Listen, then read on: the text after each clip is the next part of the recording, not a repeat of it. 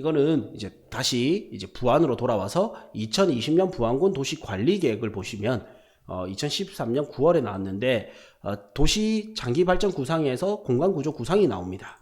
그래서 생활권 계획, 토지이용 계획, 교통 계획 이렇게 보는데 공간 구조 계획을 보니까 1도심과 2지역 중심으로 개발하겠다가 나오고요. 여기서 개발축과 부개발축이 나오는데 여기 보시면 이제 이거는 제가 부개발축이거든요. 부개발축 국도 23호선을 따라서 부안, 상서, 줄포를 연계하는 보조개발축, 부개발축을 설정하겠다고 나오죠. 여기서 상서를 보시면 제가 요때 투자했던 게 이거는 저 혼자 단독이었거든요. 상서면이에요. 상서면. 그래서 여기에 상서에 지역을 들어갔던 거예요. 그래서 상서에서 보면 여기가 부개발축인데 요 빨간색으로 표시된 데가 도시지역입니다. 도시지역. 도시지역에서 1순위는 어디? 상업지. 2순위는 주거지예요. 그래서 여기에 저는 이제 상업지를 투자를 했던 겁니다.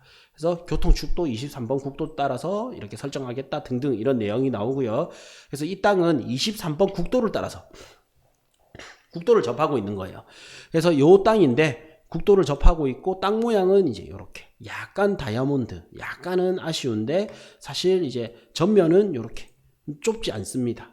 건물은 낡았지만 땅이 좋았던 이런 땅이고요.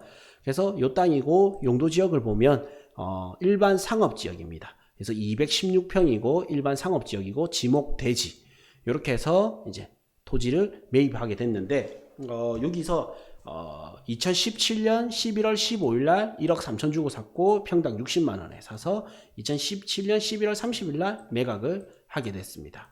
그래서 이제 연말 보너스로 7천만 원 정도의 양도 차익이 생겼죠.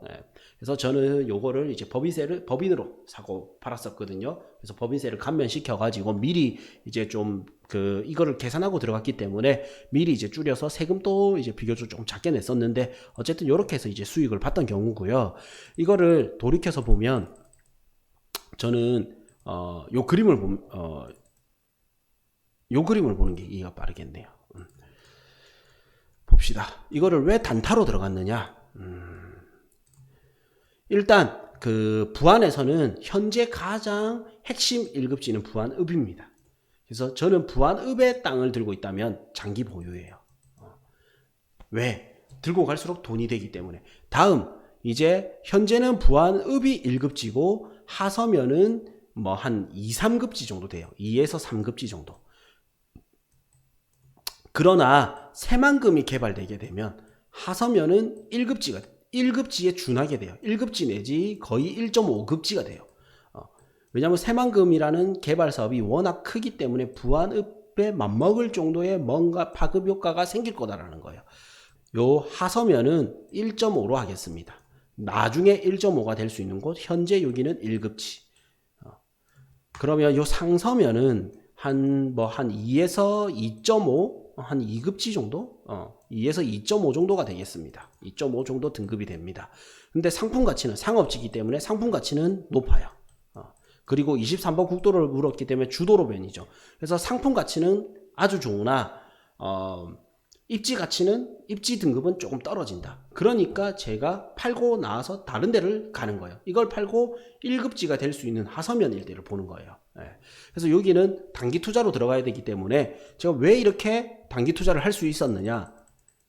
저는 이 지역에 발품을 많이 다녔단 말이에요. 이 지역에 발품을 많이 다니다 보니까 이 지역의 시세를 잘 알고 있어요.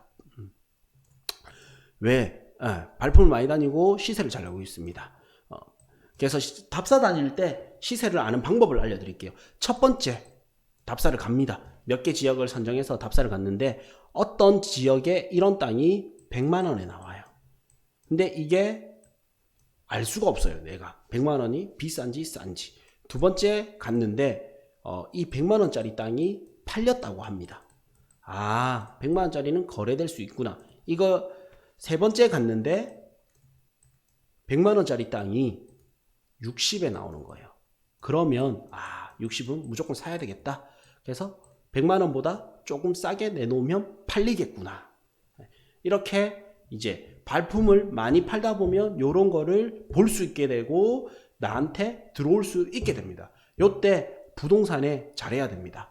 부동산에 밥도 좀 사주고, 나는 땅을 안 샀는데 밥도 사주고 안부 연락도 하고 이렇게 해야 부동산이 내한테 오겠죠. 그리고 좋은 땅 하나만 하면 제가 수수료는 따따블로 드리겠습니다. 밥을 사주면서까지 이렇게 하면 한국 사람들은 전화만 했을 때보다 얼굴 맞대고 밥을 먹고 뭐 커피 한잔 하고 술 한잔 하고 이렇게 하면 거절할 수가 없어요.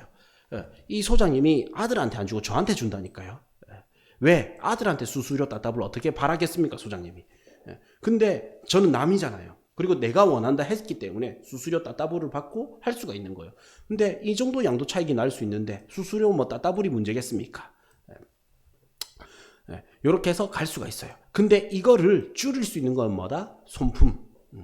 지식을 가지고 손품을 팔아야 볼 수가 있는 거예요. 이 실거래가도 그냥 보게 되면 잘 안 보여요.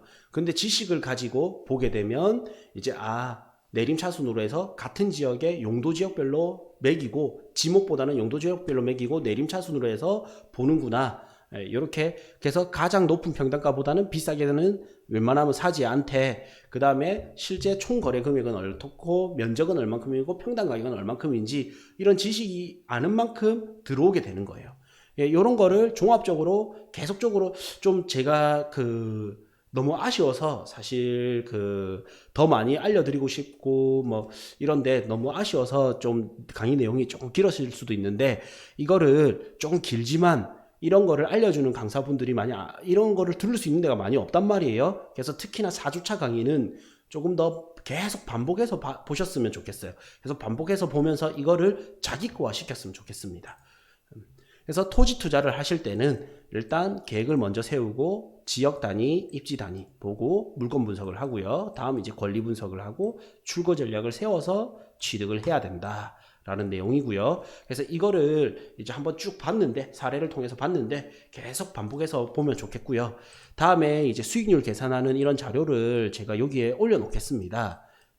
제가 만든 게 아니고 저희 캠부스에서 저희 이제 실장님이 이제 컴퓨터를 몇 년간 계속 고치고 수정하고 수정해서 만들어 주신 자료다 보니까 저희 캠프에만 이거를 좀 풀고 있거든요. 그래서 캠프 그냥 회원 가입하셔서 자료실에 오면 받을 수가 있습니다. 그래서 4주 동안 이제 수업 듣느라 고생 많으셨고요.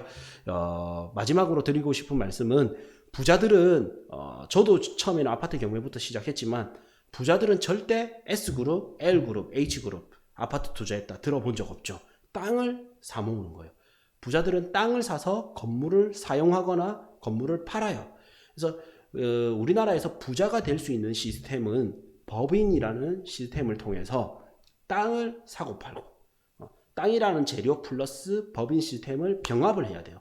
그렇다고 무조건 법인만 좋은 것도 아니고 장단점은 있습니다. 그래서 개인과 법인 이거를 믹스 해가지고 땅이라는 재료를 잘만 활용하면 부자로 될 수 있는 가장 빨리 부자로 될 수 있는 길입니다.